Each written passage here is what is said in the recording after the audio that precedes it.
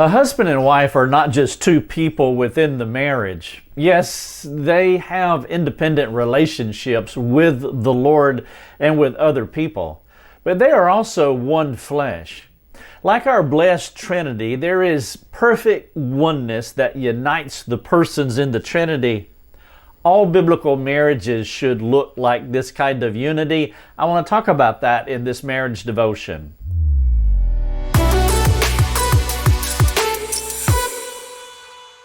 Hello everyone, Rick Thomas here. We're helping people live effective lives. This is Marriage Devotion Day 16. The title of it is, Does Your Marriage Look Like This? The picture that I want to describe to you is what Paul said in Ephesians 5:31. Therefore, a man shall leave his father and mother and hold fast to his wife, and the two shall become one flesh.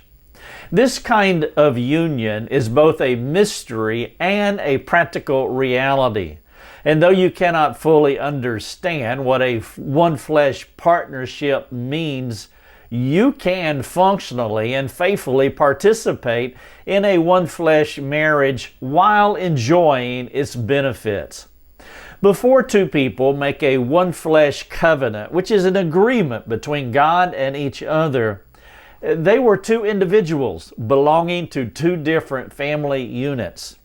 At some point after meeting, they realized that being with each other was worth leaving their respective families and set up their unique, autonomous domestic empire, their family.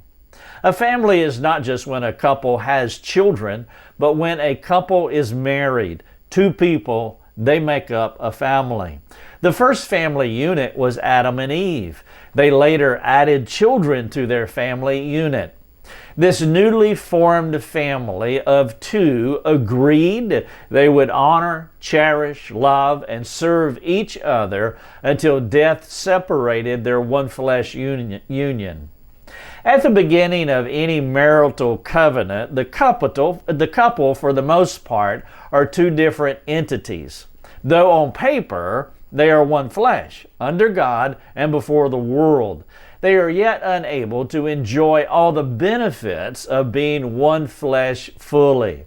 With time, grace, community, and intentionality, it will be possible for them to mature into a God, husband, wife, harmonic union. Not able to entirely enjoy what it means to be one flesh is similar to our relationship with the Lord. After your second birth, you're born again, God saves you, you receive everything needed to be Christ-like. But the functional working out of the fullness that God intends for you to benefit, it takes a while to enjoy thoroughly. One flesh living is a lifelong journey. From your first introduction to your future separation at death, your lives should be an ever-unfolding mystery that incrementally reveals itself as you navigate the contours of life together.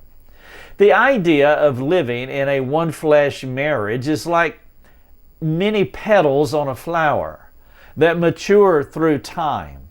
It's an assimilation of mind and body and soul and spirit and emotions and will and strengths and weaknesses and so forth. I want to give you some of the goals a married couple moves toward as they begin to mature in a practical one-flesh union. I want to give you just words, they're labels, and you can begin each one of these descriptors or each one of these labels with this: we are one in. All right, here's a list of labels. We are one in desires. We are one in passions. We are one in affection for God. We are one in parenting, finances, plans, aspirations, choices, thoughts, ideas, words, manners, relationships, taste, interpretation, dreams, friendships, forgiveness, humor, confession. We are one in hobbies. We are one in expectations, fun, intimacy, and we are one in prayer. A man and a woman are different in many ways, particularly pertaining to their personalities, their strengths, their weaknesses, their gifts. To be one flesh does not mean that they are to be a carbon copy of each other. It means that all of their positives, all of their negatives, all of their strengths, all of their weaknesses blend into a harmonious, God-centered, other-centered, one-flesh union. What Adam was missing, Eve supplied. What Eve was missing, Adam provided. As gears perfectly meshing into each other to make the machine function at an optimal level. The husband and wife mesh into each other so they can present a God-glorifying symmetry. Being different does not have to displace unity. Because of the grace of God, your differences within the one flesh union should create completeness and wholeness. Just like in the Trinity, there is a place for differences within the unity. This is Marriage Devotion, Day 16. The title of it is, Your Marriage Should Look Like This. I'm talking about a one flesh union. Here are some reflective thoughts. Will you think about the one flesh list that I shared with you, all of those labels, all of those descriptors? Which ones stuck out to you? What other one flesh ideas would you add to that list? Would you go back through the list and add some things? Would you add at least 3 things to that list and then think about over the next few days as you talk to your spouse about the things that you chose and the entire list, and will you discuss how you both can become those things? Marriage Devotion number 16. Your marriage, our marriage, should look like this. Thank you so much for watching.